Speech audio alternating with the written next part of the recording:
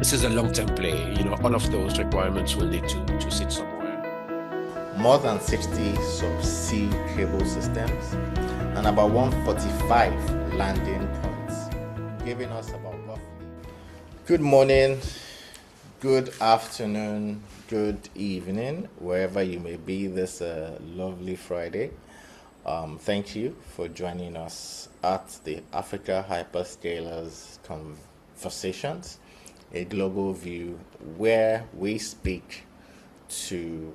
It's an interview series where we speak with global leaders shaping infrastructure, shaping capital flows, and shaping policy decisions defining Africa's digital infrastructure moment. My name is Temitope Osunrinde, Director at Africa Hyperscalers. Guy, can you hear me? Is it clear? No audio issues? All right. Okay.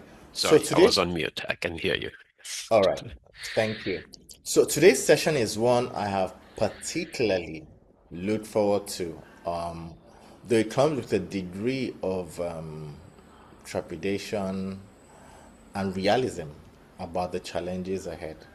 We'll be focusing on the state of digital infrastructure in Africa, where we are today, and more importantly, how we move towards where we need to be. So, context. Over the last decade, Africa's digital infrastructure has expanded significantly, and now we have more infrastructure than ever before in our collective experience. The continent has nearly 900 million broadband connections, more than 60 subsea cable systems, and about 145 landing points, giving us about roughly 1.4 million kilometers of terrestrial fiber infrastructure. And we have close to 200 tier 3 equivalent data centers delivering between 500 and 600 megawatts of live critical IT load. And local interconnection also has improved. We have about 10, currently we're doing about 10 terabits per second of traffic localized through our internet exchange points, and thanks to the heavy hitters, Nigeria and South Africa. And in many ways, our connectivity foundation is stronger than it has ever been. However, there is still a significant structural gap. When we look broadly, Africa represents 18% of the world's population. It has 9% of broadband, mobile broadband that is, however, and 2.5% of the global gross domestic product. Yet, it has, and this is where it's funny, about 2 years ago when we started our Hyperscalers Convergence Africa conference, what we had then was Africa was 1% of global data center capacity. Today, Africa is no longer 1%. Africa is less than 1%. It's now about 0.8%. If we look at data center power, it is about 0.5%. Look at public cloud is about 0.3%. Global AI compute, Africa is 0.2%.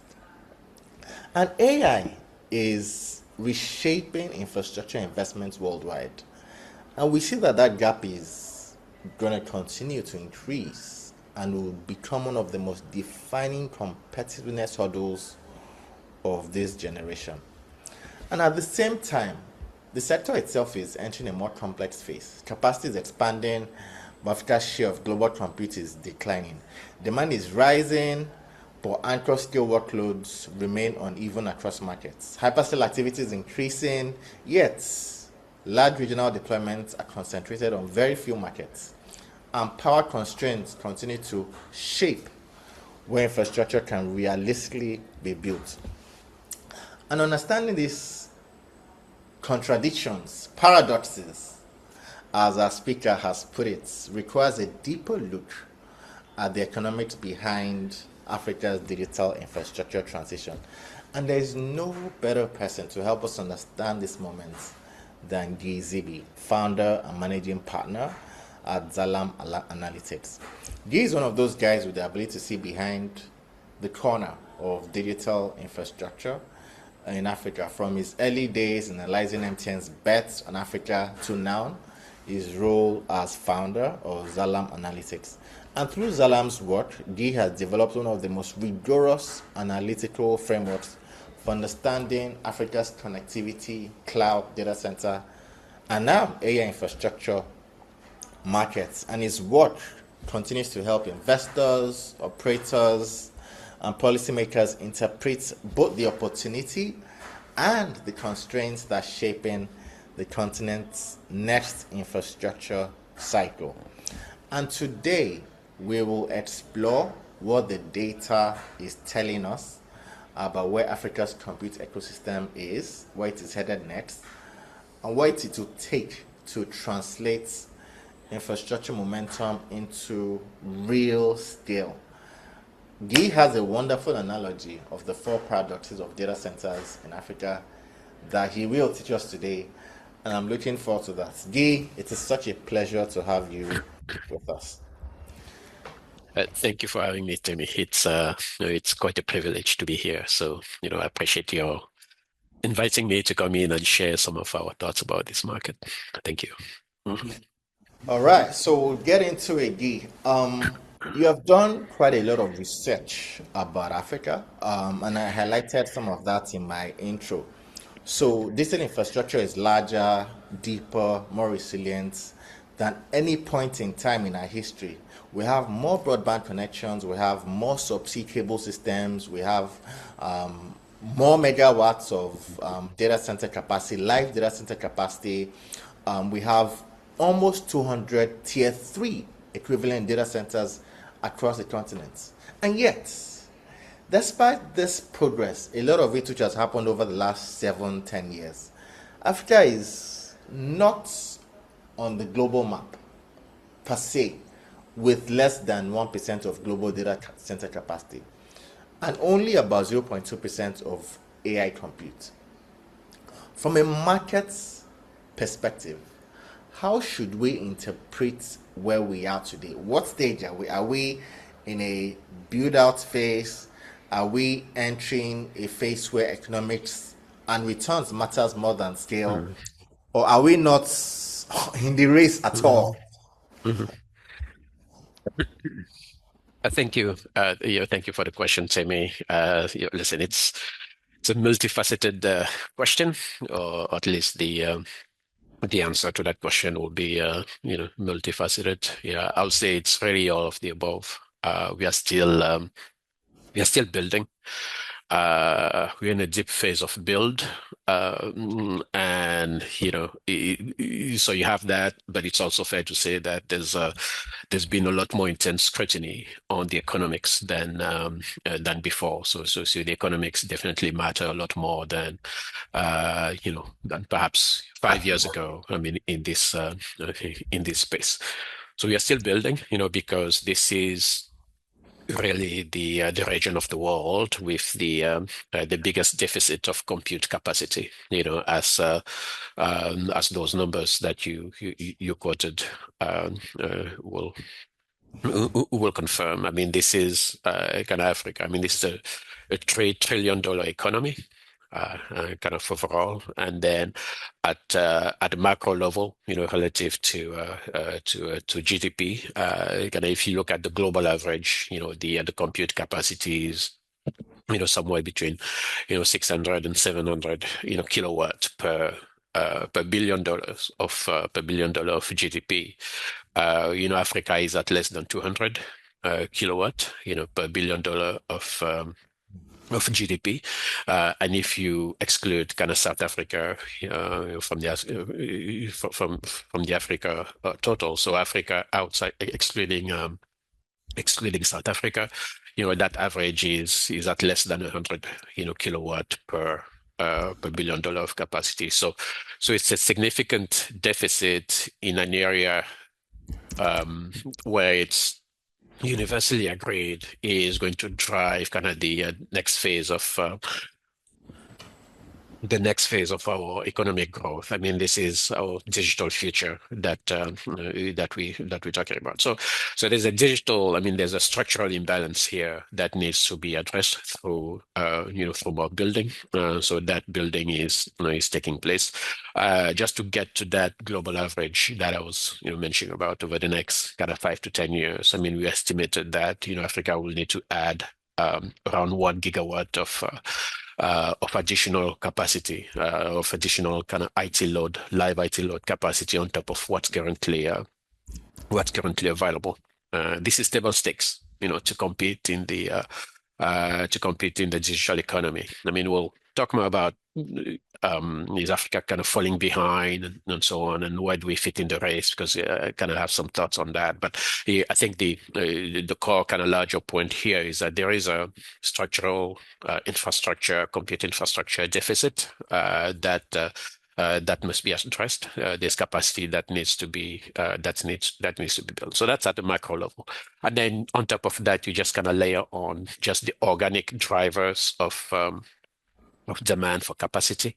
Again, you highlighted some numbers, but then you just even looking forward, you have data traffic in Africa that's been doubling every 2 or 3 years, and we expect that it's going to double again over the next five. I mean, there's a level of scale in the type of in data volumes that's being built that's going to be managed in some fashion, and that's going to need to be managed kind of locally, kind of within Africa. You have digital transformation kind of across enterprises, across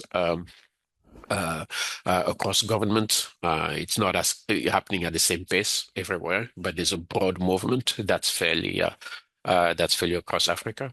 And then you have the potential you have the AI potential, in particular kind of AI inference and AI kind of being integrated into African workflows. You have the expansion of kind of networks and the deepening of content, network, and cloud ecosystems kind of within Africa. So this is a long-term play. All of those requirements will need to sit somewhere. And so we are still very much in that kind of build out mode to kind of build the capacity that's going to kind of close, or at least not necessarily close, but at least narrow the gap that exists between Africa and the rest of the world. But building capacity is expensive.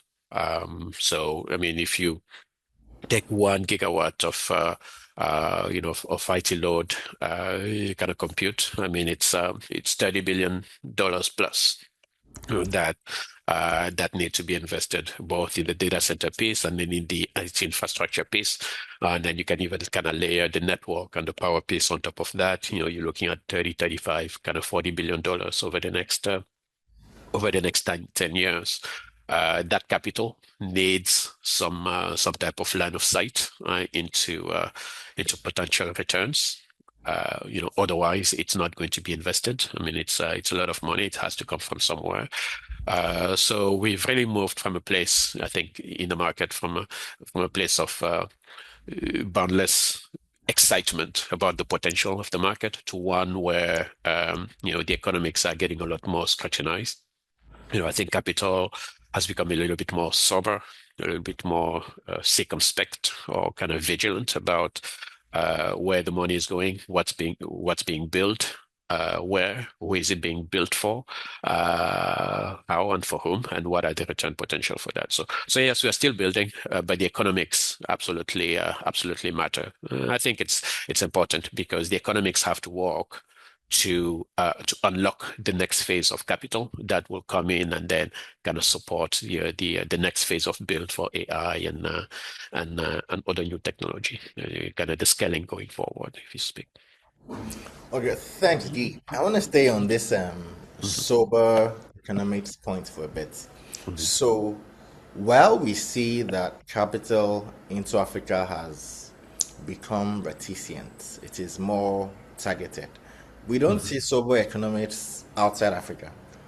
mhm, There's outlandish display of outlandish investment into AI. Everybody is look everywhere. I was speaking. I saw that AI, I saw at the GTC, Nvidia spoke about already having orders of $1 trillion up to Yeah. 27, up to 2027. That's one Hmm. operator. That's one operator. It's dominant operator on the AI race, obviously, but it's one operator. Yeah. And then you hear this significant investment that going on. It's 2 trillion, 9 trillion, all the numbers.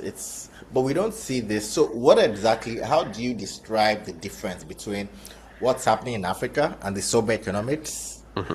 and what's happening in the rest of the world? Is there something in Africa that is of concern to investors? Yes, I mean, these are different markets. And, we're coming to that race space. I mean, we've always kind of found, well, not always, we've kind of adjusted, our thinking ourselves a little bit there. Uh, and really, you have to settle and acknowledge the fact that these are different market environments, right? I mean, if these essentially, IT kind of technology markets. I mean, if you look at IT, kind of corporate and government IT spend, um, the average IT spend as a percentage of GDP in Africa is 0.5. All right. I mean, if you take out South Africa, it's around kind of 0.2, 0.25. As a percentage of GDP. That's what Africa is spending on IT services and solution. The global average is 1 to 1.5. Right.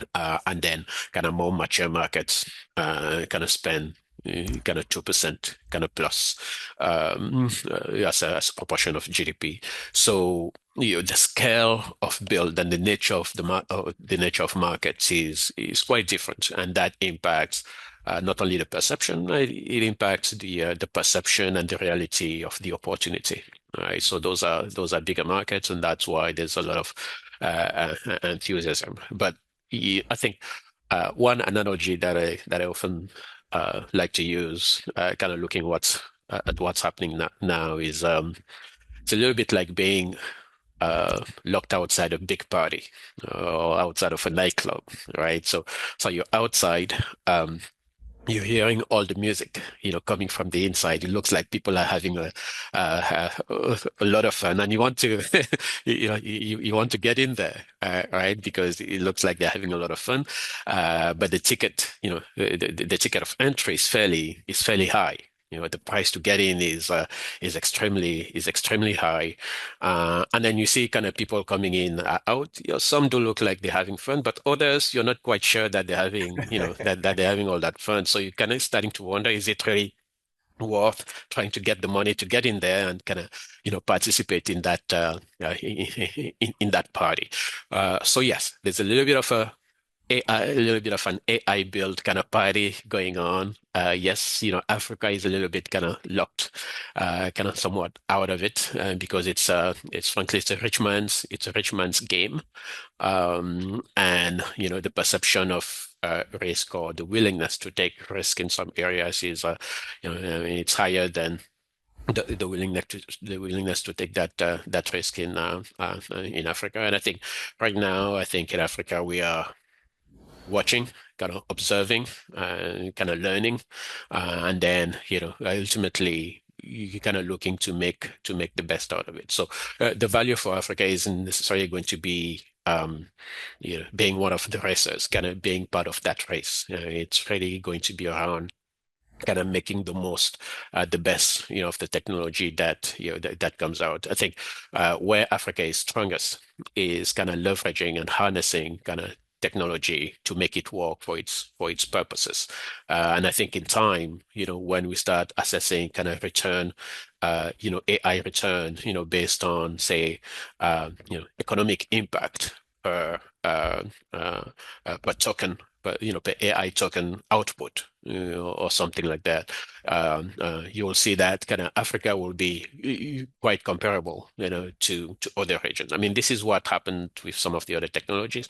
This is what happened in mobility. As you mentioned, I mean, I started my career kind of covering mobile markets, and we had the same questions. I think I remember our presidents, a popular saying in many of the speeches or where there are more phone lines in Manhattan than there are in all of Africa. This was every time an African politician will make a speech, that line will come up.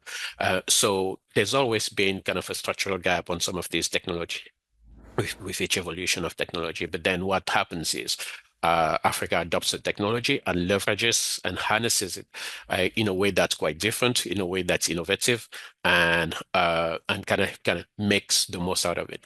Coming up with things like mobile money and very kind of transforming kind of prepaid billing.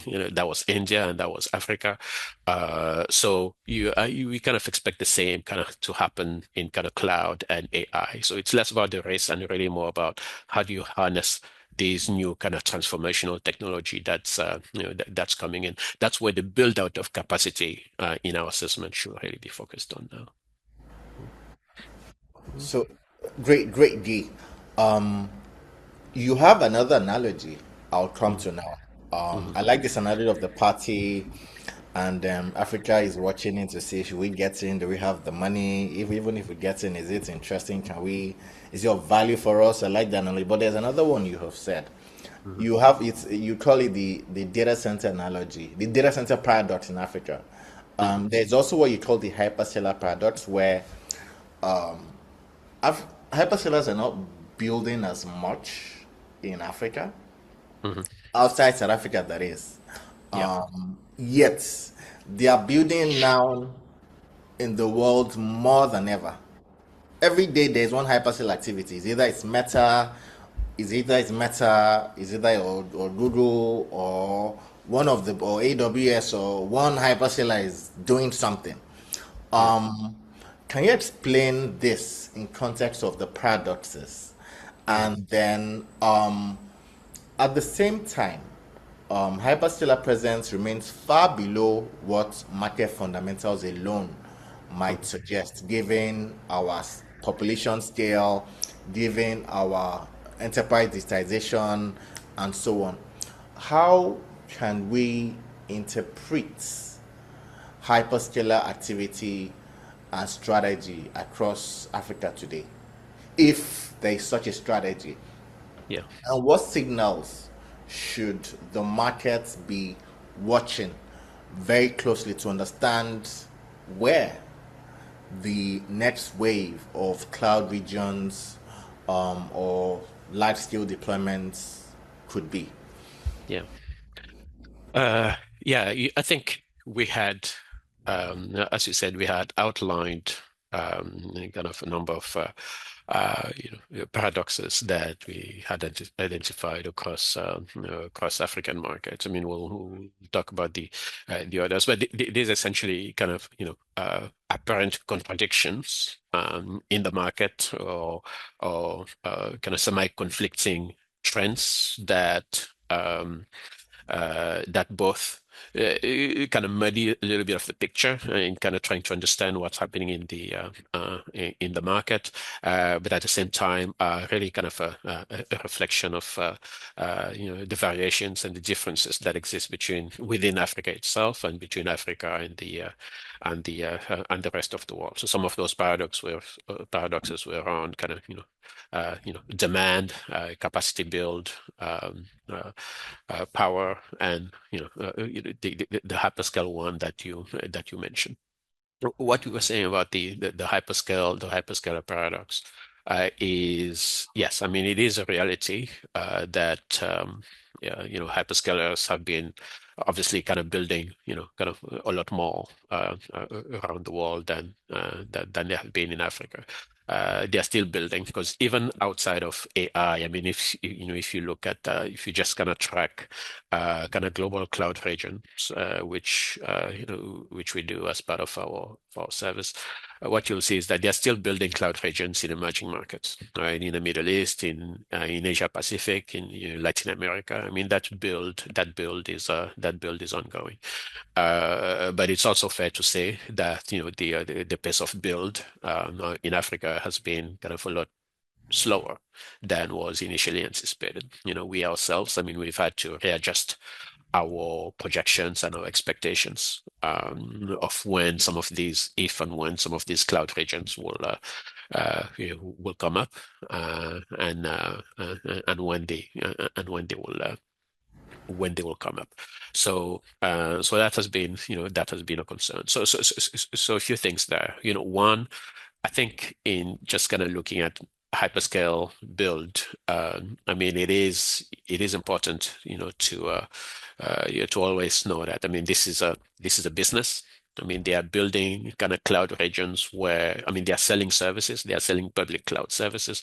And if you build a public cloud region somewhere, I mean, the expectation is that you are going to sell those, services to the local market and kind of generate some form of return, on that build. It's building a cloud region is expensive. It's kind of, multiple kind of data centers, two, three, or potentially more, kind of high capacity data centers. So you're talking hundreds of millions of dollars if you count the data center and then the IT infrastructure that goes inside of it, and then you layer in some of the other costs. So these are hundreds of millions of dollars of investment. In order to justify that type of investment, you need to have some line of sight into the return. And that line of sight has to be underpinned by the commercial opportunity that exists in the market to sell, to sell those services. For that reason, I think one of the core fundamentals is just kind of how big is IT and cloud spend in a country, right? And I was mentioning earlier, kind of comparing, IT spend as a proportion of GDP in Africa versus in some of the other regions of the world. 0.5% of GDP kind of spend on IT it's extremely low. It's a low rate. It means that you have a fairly kind of low kind of commercial kind of potential base. So some of the signals that hyperscalers are watching is just the size of the market. I mean, how big is the opportunity? How fast is the opportunity growing? What are the levels of digital adoption? A market where 4G penetration is at 30 kind of 40% with an average of kind of 10 gigabit of usage per month is quite different from one where penetration is at 100% and people are using 40 to 50 gigabits a month on average of data. It's a different compute proposition, if you will. The challenge with many African markets is that they are still in that kind of lower end bit. So the pace of hyperscaler deployment, has been slow because the market are a little bit smaller. So it takes a little bit more time to frankly make the case, for demand to materialize itself. I mean, our conviction is that this will happen. I mean, we remain steadfast on that. I mean, you are going to see kind of cloud regions in Africa, kind of principally in the hubs, but there's been a little bit of disappointment because that hasn't happened yet. But the paradox that we were highlighting was that while the cloud regions haven't happened yet, and while that has been a source of some degree of disappointment, you can't lose sight of the fact that cloud hyperscalers have actually been quite present in Africa, and they've actually been expanding their footprint quite significantly. It's just that the scale of the footprint, a little bit kind of smaller than what the initial expectations was in terms of cloud regions. So kind of when we kind of track and look at hyperscaler footprint. And the footprint, when I say footprint, that includes things like, edge nodes, kind of cloud local zones, edge pops, network pops, kind of in different regions. That footprint, has essentially doubled, over the past 2 years.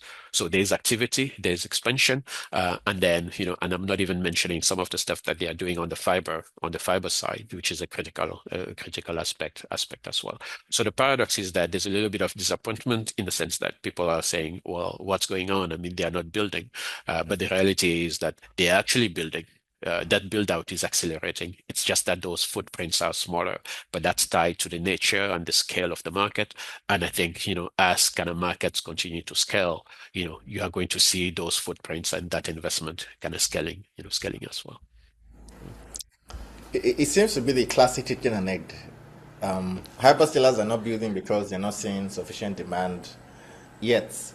The Mhm. guys on ground are they want hyperscalers to build, but they also are not half or maybe 80-90% of their load is not within the continent, is in public cloud or data centers. So it's a classic chicken and egg. But I want to stay on this 4G and the relationship between connectivity and the markets, the benchmark and the markets and so on.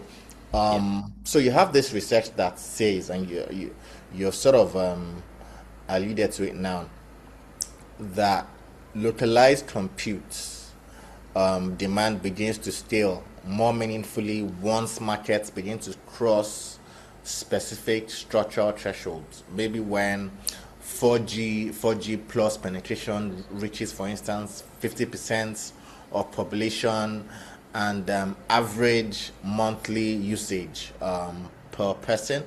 exceeds maybe about 20 gigabytes, and so on. Yeah. So across Africa, what markets are already approaching those benchmarks, and what can stimulate others to approach and cross those benchmarks so they can also begin to support more sustained local cloud Yeah. expansion. Yeah. It's a great question, Tammy. Look, I think what we've said historically and quite consistently is that you cannot you cannot decouple demand from for compute from um, internet usage and digital adoption, um, and meaningful connectivity, penetration. That is, the adoption of connectivity that is affordable, that is easily accessible for the average user. Because ultimately, what drives demand for compute is the consumer market, the enterprise, and governments kind of developing and using applications. That's what drives demand for compute. So, some of the core indicators that we look at, to assess potential demand for compute is just the levels at which people have access, to high bandwidth, affordable. We call it meaningful connectivity, but effectively it's your access to broadband. It's kind of starting with 4G and above. So 4G, 5G, fiber. Fiber and above, because that's really once people have that, then frankly they can do a lot more. They can use more applications, and they can do a lot more things on the internet. And then kind of that drives a little bit of a supply drive to serve those people who can access those services, and that in turn kind of starts impacting kind of demand for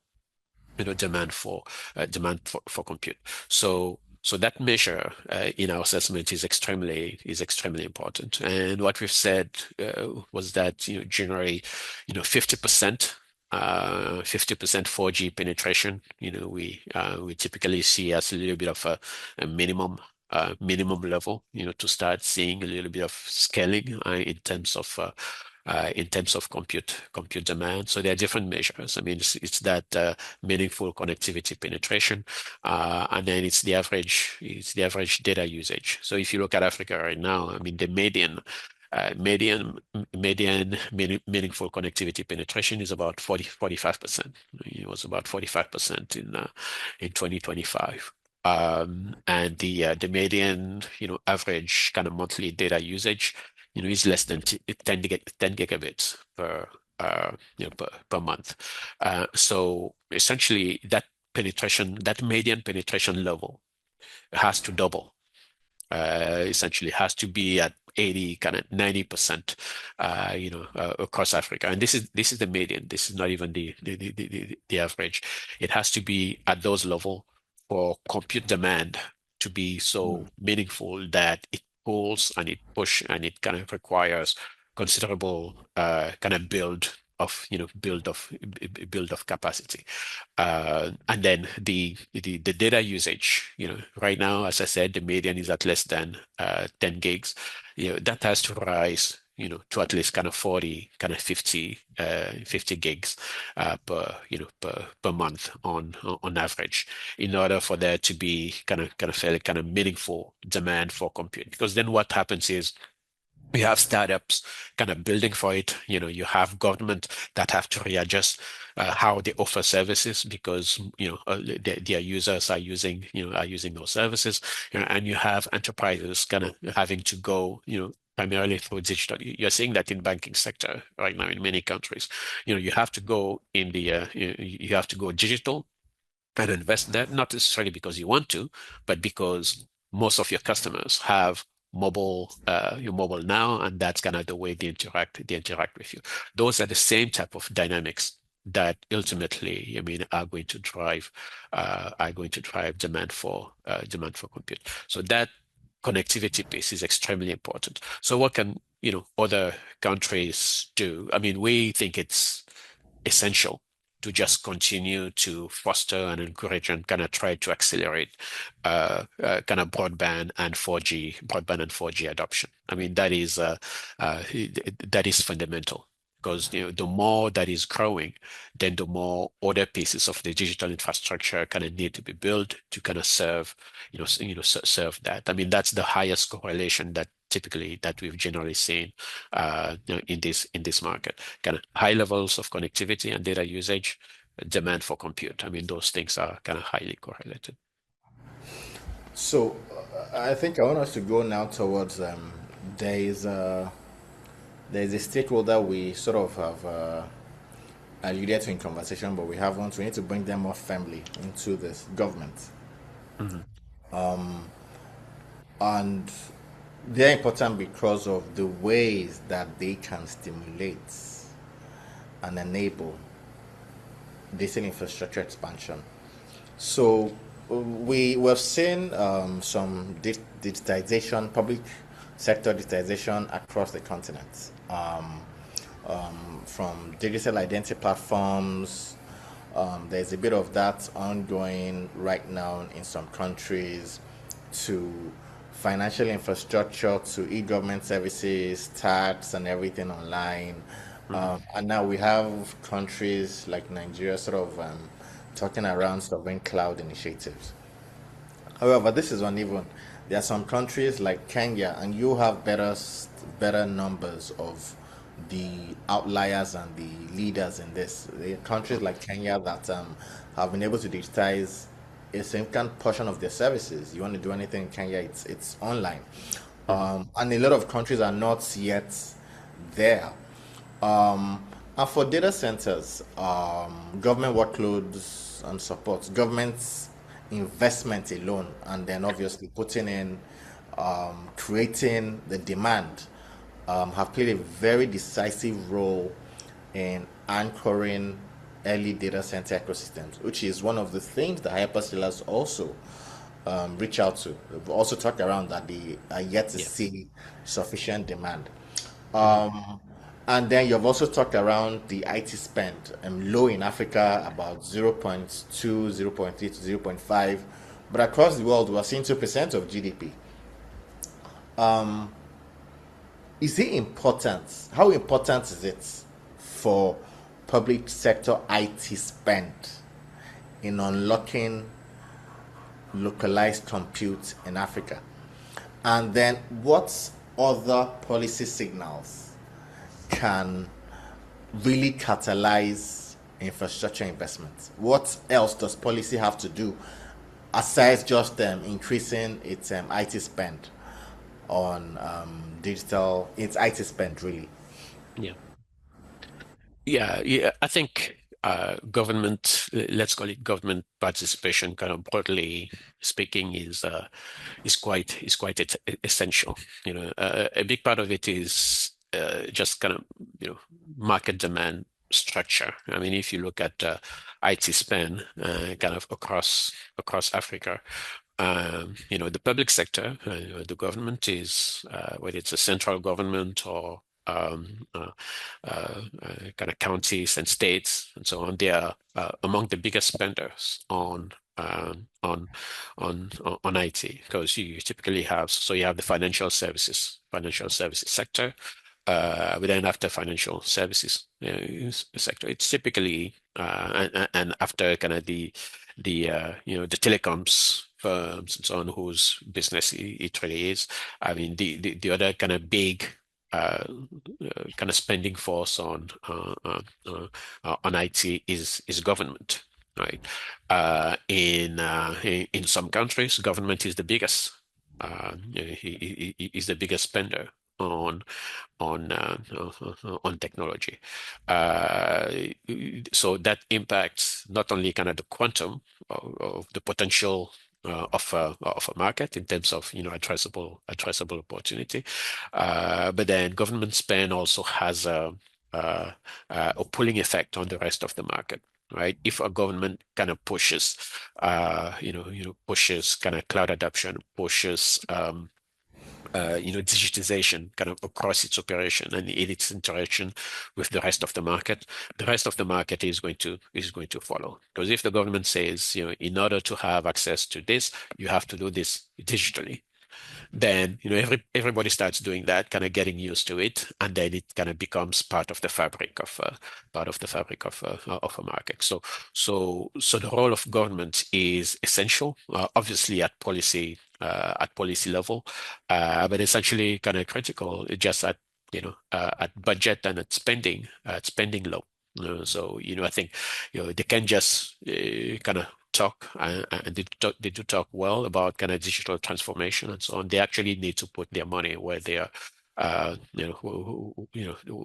where their mouth is, because then that becomes kind of part of the demand potential that hyperscalers, for example, are looking at in emerging markets. One of the things that we've noted kind of across the world, whether it's in the Middle East, whether it's Latin America, in some of the other geographies, is that hyperscalers have built in countries and regions where governments kind of took some kind of fairly aggressive and strong steps in driving kind of cloud adoption kind of within the public sector, whether it's kind of cloud first policy, whether it's kind of essentially saying, listen, we are going to move all public sector or all kind of central government or some a large portion of central government or kind of workloads. We are going to move them into the cloud, a localized cloud. It doesn't have to sit outside of the country. It sits in country,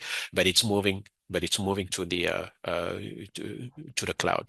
So where governments have taken those steps and work closely with kind of hyperscalers and kind of IT providers, kind of private IT providers in executing on that, and even kind of building their national kind of data centers, as the case may be, you see kind of increased spend on IT, and the rest of the market typically follow. So the government's role is fairly essential. I mean, you mentioned Kenya. I think we've seen that in South Africa. We are seeing that in North Africa. Morocco, has taken, some pretty kind of comprehensive steps in kind of developing kind of a cloud Morocco digital kind of strategy that's going to be cloud first. So they are going to have kind of a cloud region kind of built there by Oracle. I mean, to even in fact, I believe, and there are a number of other markets. So the role of government is quite essential, both at policy level, essentially kind of setting up those kind of cloud first policy, and then at spending level, and then essentially kind of taking that government budget and allocating a large portion of that to then kind of moving to migrating to the cloud. It doesn't have to mean kind of take that money, give it to hyperscalers because there are local providers that can actually kind of support, and including data center providers that can support, that can start hosting some of those government's workloads. So those are some of the signals and indicators that we're keeping an eye on as well.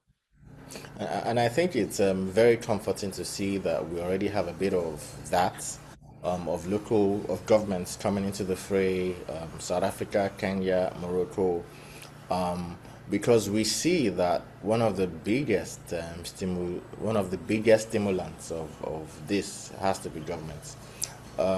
India has a very fascinating story. Most of the where Africa is now, they were there a couple of years Yeah. ago. Most of their own cloud was in Singapore, was in surrounding countries, but they now had to take forceful government action to bring some of this in. And then Australia is currently also doing something like that. They just announced a data center policy, and you see a lot of countries are really understanding and getting to the fray, and we really want to see more across Africa also demonstrate this understanding of the opportunity ahead. Yeah, yeah. So I will even say, I will even say, you can look at it even kind of conversely, and the fact that if government is behind, it's very difficult for the private sector to kind of move into an area quite quite aggressively, because if government doesn't have kind of the impetus to move towards digital, then they're essentially holding the rest of the market back, because whatever the private sector does, they are going to be limited by whatever limitations exist at government level. yeah. So, it's, even if the government isn't necessarily the biggest spender, their ability to essentially kind of set the tone and the impetus is kind of critical to the rest of the market, then kind of building on that and then kind of driving things forward. So that's why that government piece is quite essential in Africa in particular. Absolutely, absolutely. Mm. So today, without with minimal, let me say, with minimal government, active government enablement, Mhm. we have about 200 tier three equivalent data centers in Africa today. Mhm. We have about 70 that have come up in the last 5 years alone. Mhm. Yeah, rather than going up with this capacity, it's actually declining, like I mentioned earlier, because now we're currently about 0.8% of global IT load. Mhm. And this is largely because the non-Africans, they are expanding like their lives depend on it. North Yeah. America, Europe, India, Southeast Asia, and so on. And even the Middle East. Mhm. Should this be a source of worry to policymakers? Are they should this be a source of worry to policy, and not just them, to all of us, as we seem to be falling behind structurally? It's as if we're falling behind by design. Mhm. What happens to be this global compute race? And I understand the analogy you used earlier. It's a nightclub. We're trying to get in. We don't know whether it's going to be of much value. Um, but there is value in it. It may not be, there's obviously value in it because obviously this much scale, this much development, there's something has to be in it for us. And what Mhm. will it take to move up, for Africa to move up the stack in terms of its share of AI compute? Yeah. I would say yes. It should be a source of worry. Because this is a yeah, I think one thing that you realize, kind of traveling kind of around some of the other countries and emerging markets, is that this is a global competition. I think we were speaking separately, and I was telling you how I was in Brazil, kind of last week or 2 weeks ago, and there, I mean, they are looking at compute as an export resource, right? I mean, they want to kind of attract some of the workloads that exist either for AI training in their country, and then obviously kind of they have a big market to drive to drive inference demand. So and they're taking steps either on in the power market, in the fiber market, in kind of other segments. I mean, they're taking steps, kind of regulatory steps to kind of try to attract some of those some of those workloads. And it's the same story in some of the other geographies. So this is a global it's a global competition. And yes, I mean it's quite fair to be to be concerned about falling behind. But I think it's even more the concern. It's not even just kind of falling behind. I mean, if you were just falling behind, I mean, you can kind of adjust. To me, the concern is for Africa becoming irrelevant in this discussion, in this conversation, right? In the conversation where kind of strategically, things are being decided, with respect to the direction of AI, the direction of compute, the direction of kind of power requirements, how those things get built and how these things get determined for a technology that, frankly, is probably one of the most defining, kind of technologies of our lifetimes. So yeah, the concern is that some of these things are taking place, and we are not even part of the discussion. So to go back to the nightclub analogy, maybe we should try to get in there, if only to be in there and kind of listen to the Maybe we should music go through the roof. from the inside. Exactly. So no, I think that's absolutely. I mean, it's absolutely um, you know uh, uh, a concern. So, I mean, how do we achieve this? I mean, I still think that the framing, around the race and kind of being part of the race isn't necessarily the most useful, because it's a rich man's game, that's currently taking place. You were talking earlier about building 1 gigawatt of AI capacity. I mean, you're looking at 30 billion. 40 billion. Yeah, you're looking at 30 to Yeah. 40 billion, 30 to 40 billion plus. So I mean, from an African perspective, I mean, where capital is scarce, and where, frankly, I mean, we have kind of so many kind of fundamental issues. I think an argument can be made that maybe if we had 30 to 40 billion, maybe that's not necessarily the best way to spend, to spend that money. So the race, being part of the race necessarily, to me, I mean, shouldn't be the focus. The way we look at it and where we think the focus should be is kind of building enough capacity, enough, AI capacity to allow our people to kind of harness it, kind of build on it to address our problem, right? So if let's say the market continues to grow, if Africa's share of kind of total AI capacity stays at 0.5% or goes to kind of 1%, but and the usage that is made out of it, where developers locally, actually have kind of access to those tokens, at affordable prices, and are able to innovate and kind of develop, AI applications that are kind of attuned to kind of local issues and local sensitivities. If they're able to do that, I can pretty much assure you that Africa is going to come up with applications and kind of services that are going to work for local people that are going to kind of support our own development. And then if you kind of measure some form of kind of productivity, economic impact per token or something like that, that's going to be as high as it's going to be in some of the other regions. So one, we do need access to that compute.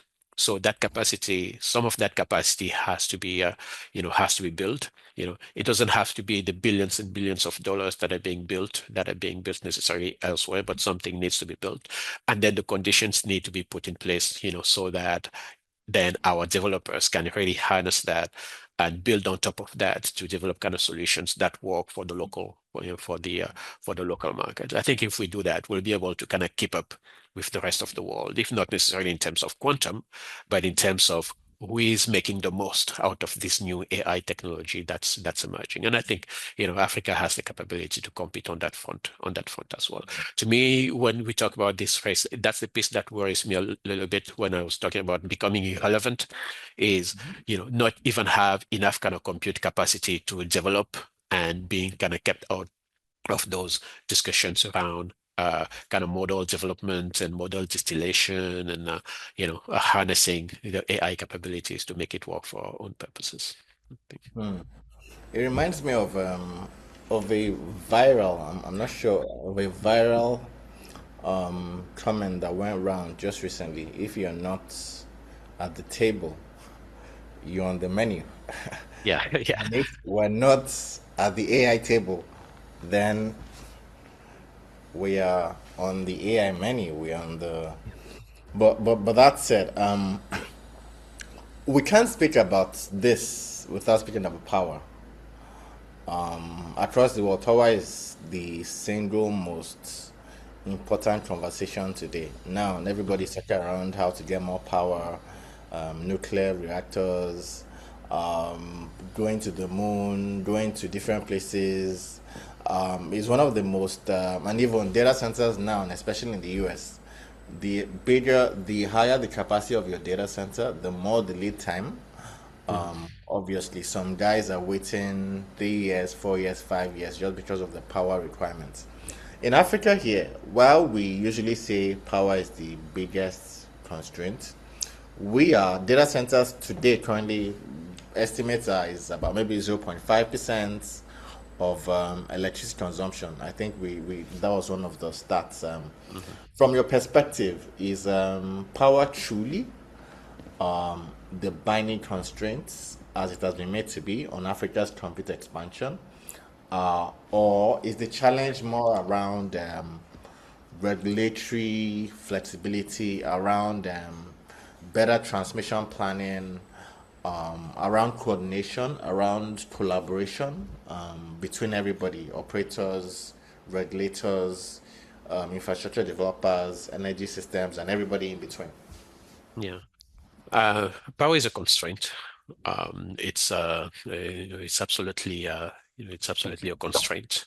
Um, some of it kind of depends a little bit on how much capacity the facility needs. I often say, like, if you're a data center kind of in Africa and you need 1 megawatt or kind of 2 megawatts, in most countries you can probably get that from the utility, at kind of small scale. I think, beyond that, that becomes a lot more difficult to get that type of access, from the utility. And then ultimately, really what data centers need is, there's the quantum of power that you need, to connect to the facility. But then there's also kind of the uptime. I mean, the source of power, and the uptime has to be fairly reliable. And then ideally, the source of power has to be renewable, so to speak. I think in many countries end up kind of falling short on the uptime piece. I mean, there's a reliability issue. And then on the quantum, on the amount of utility power that's available, once you get past a certain level. I mean, if you want 5 megawatt in most countries, it's quite difficult to get a reliable source for 5 megawatt plus. So yeah, I think the bottom line is that, I mean, ultimately, as things stand, um, your African kind of power utilities do not have the capacity to support the type of demand that data centers are going to have in the future.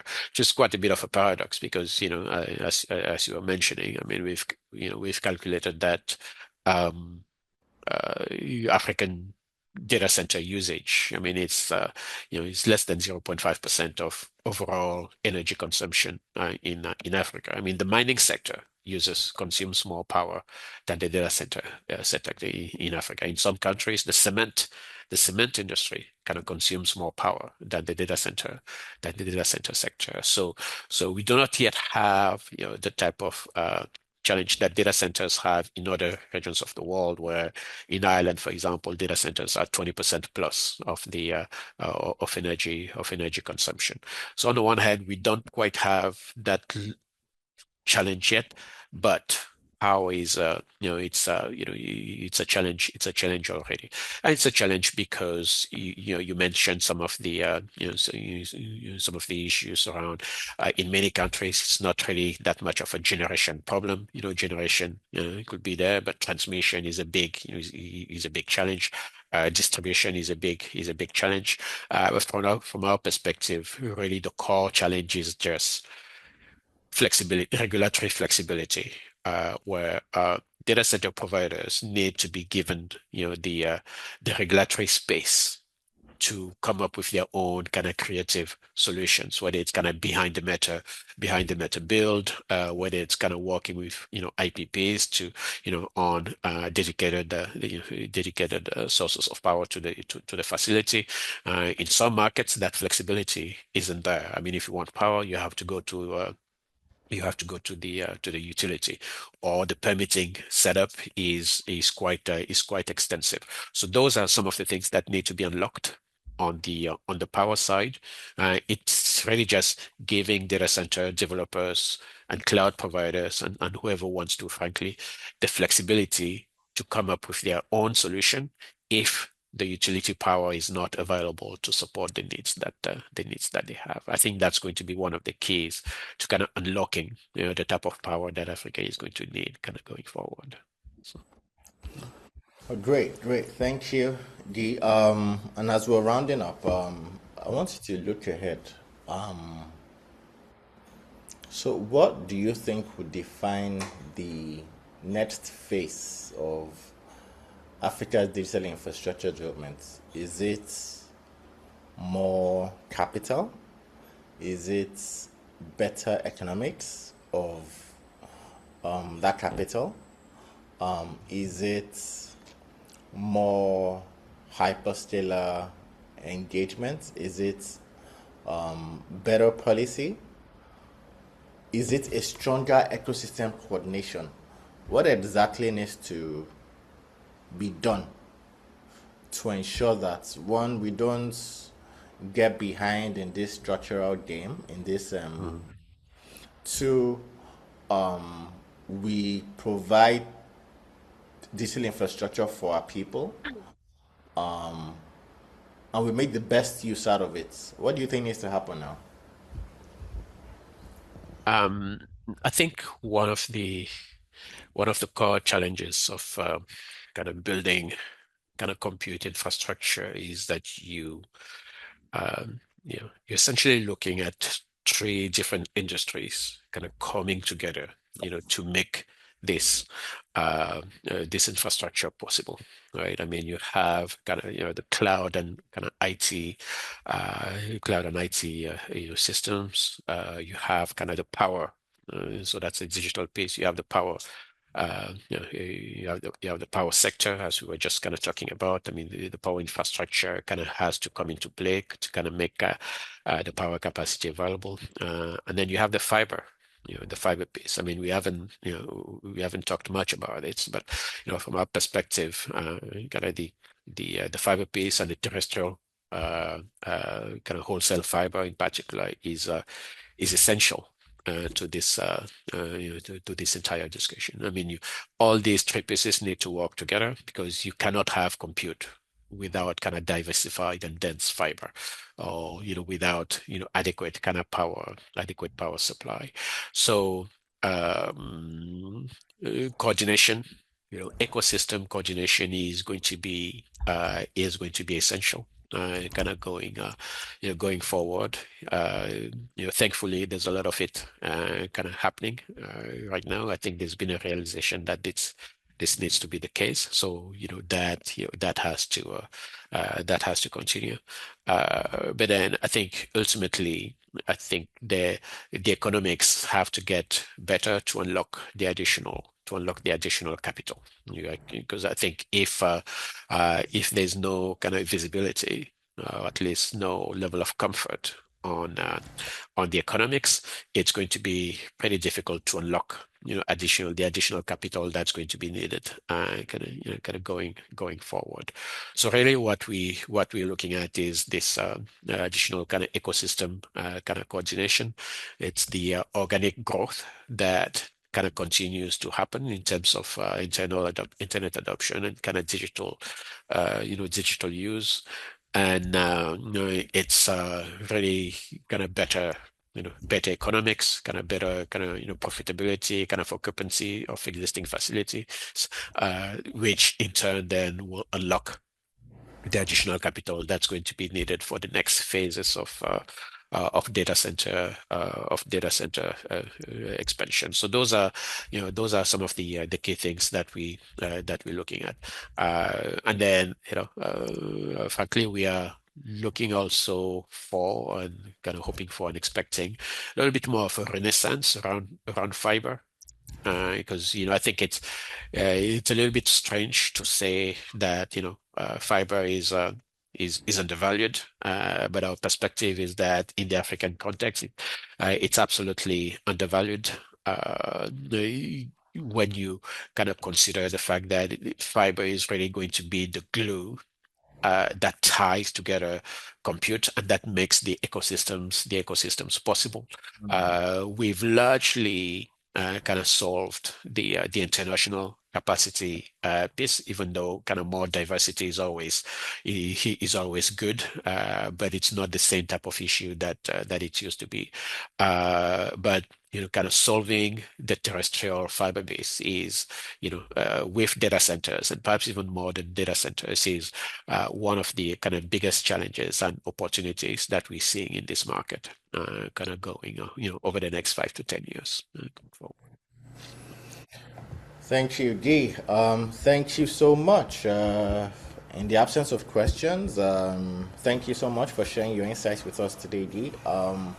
And I found this conversation particularly interesting. I came into it with a bit of anxiety. Oh, the gaps are so much, but it's more comforting knowing that while we have these gaps around 200 kilowatts per $1 billion of GDP, we need to add about 1 gigawatts minimum live IT load in Africa. We still have, in terms of IT spending, we still have one of the lowest in the world. However, these challenges are surmountable with the right ecosystem collaboration. Governments come into it with the intention to stimulate the industry, stimulate demand. Operators come in with the intention to build and scale rapidly and quickly and efficiently. And everybody else just plays their part to deepen the ecosystem. We're grateful for your time, Guy, and for the perspective you brought to this discussion. Thank you so much. Thank you for having me, Timmy. It was quite a pleasure. And to thank you, Guy, and to everyone who joined us today. I understand it's Friday, it's a religious day for Muslims, and they have to be at the mosque. Thank you so much for those who stayed until the end. We're grateful being part of the Africa Hyperscalers Conversations, a global view. And we look forward to continuing this conversation. We will be announcing our speaker. We have a few speakers lined up for the next couple of weeks. Please watch out for some of that. Thank you so much and have a great Friday. Have a great weekend, everyone.